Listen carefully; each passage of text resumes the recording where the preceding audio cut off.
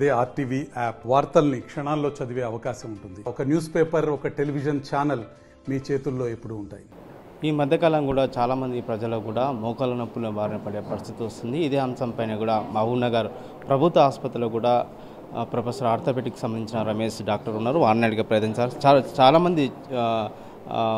చాలామంది కూడా మోకాళ్ళ నొప్పుల బారిన పడుతున్నారు. ఎలాంటి వైద్యం తీసుకోవాలి, మోకాళ్ళ బారిన పడ కూడా ఎలాంటి జాగ్రత్తలు తీసుకోవాలి? ఈ మోకాళ్ళ నొప్పులు అనేటివి వయసుతోటి వచ్చేటి ప్రాబ్లమ్స్.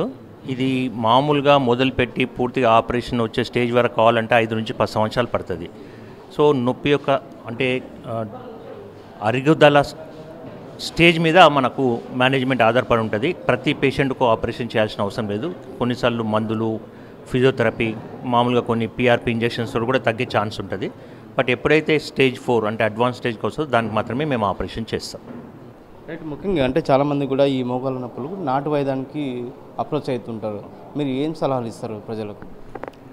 ఈ నాటు వైద్యంతో పెద్దగా దేనికి కూడా ఫలితం ఉండదండి. నేను ఇక్కడికి వచ్చినాక చూశాను, మహబూబ్నగర్లో మామూలుగా ఫ్రాక్చర్ అయినా కానీ నాటు వైద్యం తీసుకుంటారు. ఇప్పుడు ఒక పేషెంట్కు అనంతమ్మకు సర్జరీ చేశాము, ఆమె కూడా ఫ్రాక్చర్ అయింది. ఫ్రాక్చర్ కాగానే ఆమె నాటు వైద్యానికి తీసుకెళ్లారు, కట్లు కట్టించుకుంది, 10 రోజులు ఉన్నది, కానీ ఏం తగ్గలేదు. మళ్ళీ మా దగ్గరకు వచ్చింది. ఒకసారి తగ్గినా కానీ అది ఏమవుతుందంటే ఎముక అనేది ప్రాపర్గా అతుక్కోకుండా వంకరగా అతుక్కుంటుంది. అతుక్కున్నా కానీ ఫలితం ఉండదు. మళ్ళీ మేము దాన్ని ఆపరేషన్ చేసి బ్రేక్ చేసి మళ్ళీ రీఅలైన్మెంట్ చేసి సర్జరీ చేయాల్సి వస్తుంది. కావున జనాలు ఎవరు కూడా నాటు వైద్యానికి వెళ్ళకండి. ఒకప్పుడు అంటే డబ్బులు పెట్టుకోవాల్సి వస్తుంది, నాటు వైద్యానికి పోయేవాళ్ళు. ఇప్పుడు డబ్బులు పెట్టుకోవాల్సిన అవసరం లేదు.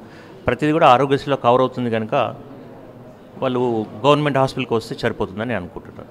ఈ మధ్యకాలంలో కూడా ప్రభుత్వ ఆసుపత్రిలో కూడా మోకాళ్ళ మార్పిడి, మోకాళ్ళ సర్జరీ చేసిండ్రు. అయితే ఈ మధ్యకాలం కూడా కదా నిలిపోయిన పరిస్థితి నుంచి మళ్ళీ ఎప్పుడు ప్రారంభమవుతుంది? దీని నుంచి ప్రజలకు ఏం చెప్తారు? అంతకుముందు కూడా రెగ్యులర్గా చేశారు. కాకపోతే మధ్యలో పట్ల కొంచెం ఈ గవర్నమెంట్ చేంజ్ కావడము, ఎలక్షన్స్ రావడం వలన బిల్స్ పాస్ కాకపోవడం వలన ఇంప్లాంట్ సప్లై కాలేదు. మళ్ళీ ఇప్పుడు సప్లై అవుతుంది కనుక మళ్ళీ మేము రీప్లేస్మెంట్ చేయడం అనేది మొదలుపెట్టాం. వాళ్ళ మోకాళ్ళ నొప్పులు ఉన్నవారు ఎలాంటి జాగ్రత్తలు తీసుకోవాలి? ట్రీట్మెంట్ సర్జరీ చేసిన తర్వాత వాళ్ళు ఏ విధంగా ట్రీట్మెంట్ చేసుకుంటే ఎట్లా జాగ్రత్తలు తీసుకోవాలి? ఒకటి ఏంటంటే ఏ తుంటి ఎముక మార్చినా, మోకాలు చిప్ప మార్చినా వాళ్ళు కింద కూర్చోడానికి రాదు, కింద కూర్చోడానికి ప్రయత్నం చేయకూడదు వాళ్ళు. సో అందుకని తినడం కానీ, పూజ చేసుకోవడం కానీ, వాష్రూమ్ పోయినా కానీ వాళ్ళు కమ్మోడు మాత్రమే ఉపయోగించాలా, కుర్చీ మీద మాత్రమే కూర్చోవాలా. అది కింద కూర్చుంటే దాని యొక్క అరుగుదల ఎక్కువగా పెరిగిపోతుంది కనుక కింద కూర్చోకుండా ఉండడం చాలా మంచిది.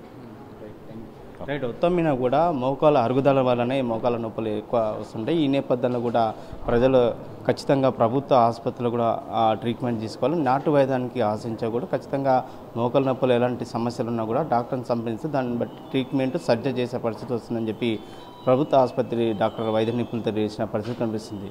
వీడియో జర్నలిస్ట్ నర్సింగ్రెడ్డితో రామకొండ, ఆర్టీ, మహబూబ్నగర్. మరిన్ని వీడియోస్ కోసం ఛానల్ ని సబ్స్క్రైబ్ చేయండి. లేటెస్ట్ అప్డేట్స్ కోసం వాట్సాప్ ఛానల్ ని ఫాలో అవ్వండి. ఆ లింక్ డిస్క్రిప్షన్ లో ఉంది.